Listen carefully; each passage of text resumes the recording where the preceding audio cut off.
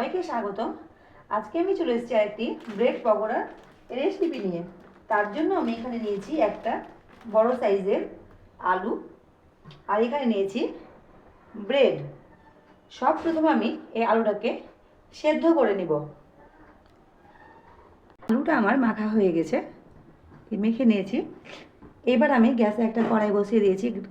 কড়াই দিয়ে দিয়েছি 2 চামচ মতো রাইস ব্রান অয়েল। তেলটা গরম হয়ে গেলে দিয়ে দিব একটু করে কাঁচা জিরের ফোড়ন। তারপর নিয়েছি এখানে আমি 2টো পেঁয়াজ কুচি মিহি করে কুচিয়ে নিয়েছি, দিয়ে দিলাম। নিয়েছি এখানে আমি 2টো কাঁচা লঙ্কা কুচি, দিয়ে দিলাম।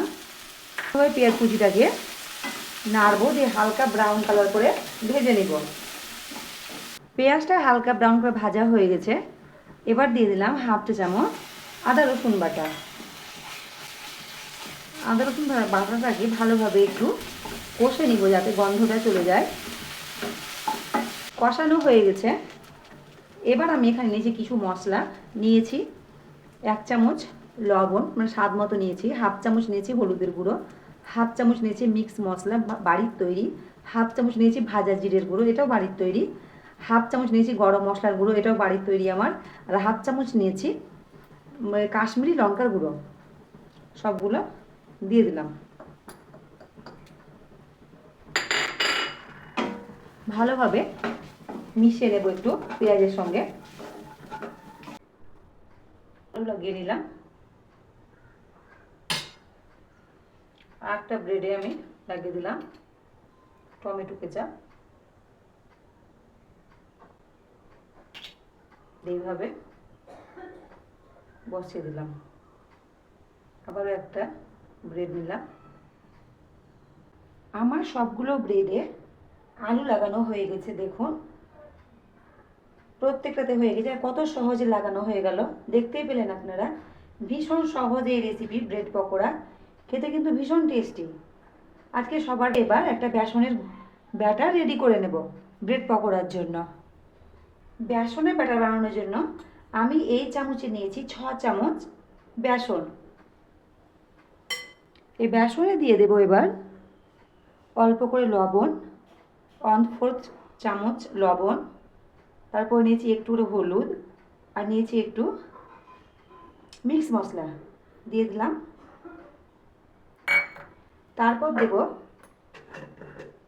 একটু করে আজওয়ান, ক্রাশ করে হাতে নিয়ে নিলাম 1/2 চামচ মতো, হাতে ক্রাশ করে আজওয়ানটাকে দিয়ে দিলাম।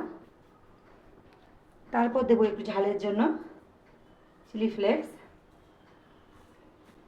অল্প দিলাম। আর সব শেষে দেবো এখানে আমি 1/2 চা চামচ বেকিং সোডা বা খাবার সোডা। এবার অল্প অল্প করে আমি পানি দেবো, দিয়ে ব্যাটারটা একটা রেডি করব, ঘন ব্যাটার। একবারে বেশি পানি দেওয়া যাবে না, পাতলা হয়ে যেতে পারে ব্যাটারটা খুব। তাই জন্য অল্প অল্প করে পানি দেবো, ব্যাটারটাকে আমি রেডি করব। ব্যাটারটা একদম রেডি আমার। আপনারা দেখুন ঘনত্বটা, খুব যে একদম ঘন তা নয়।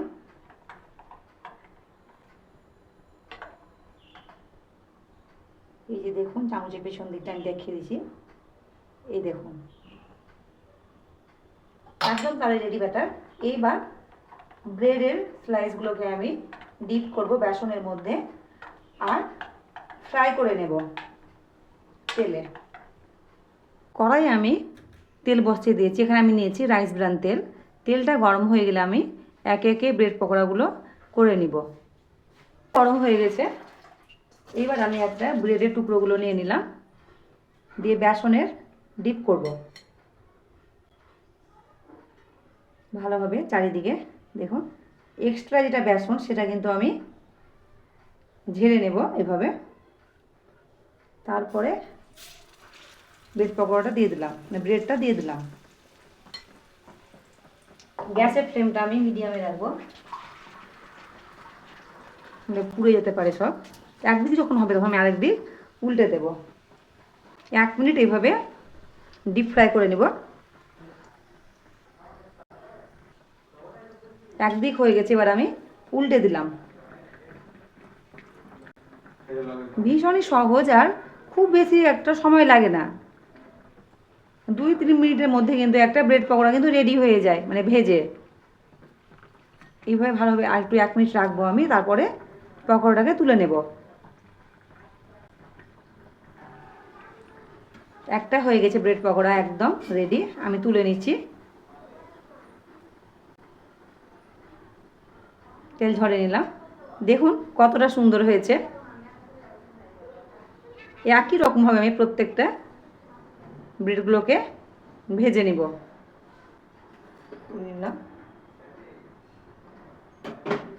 আমার সবগুলো ব্রেড পকোড়া একদম রেডি, দেখুন আর কতটা ক্রিস্পি হয়েছে, আওয়াজটা শুনুন একবার। প্রত্যেকটা এতটাই ক্রিস্পি হয়েছে, কত সহজভাবে দেখালাম। তাহলে আজকে আমার এই ভিডিও আপনাদের কেমন লাগলো ব্রেড পকোড়া, অবশ্যই কিন্তু জানাবেন। আর যদি ভালো লাগে ভিডিওটি, আমার চ্যানেলটিকে অবশ্যই সাবস্ক্রাইব করবেন। সবাই ভালো থাকবেন, সুস্থ থাকবেন, আবার দেখা হবে, কথা হবে পরের ভিডিওতে।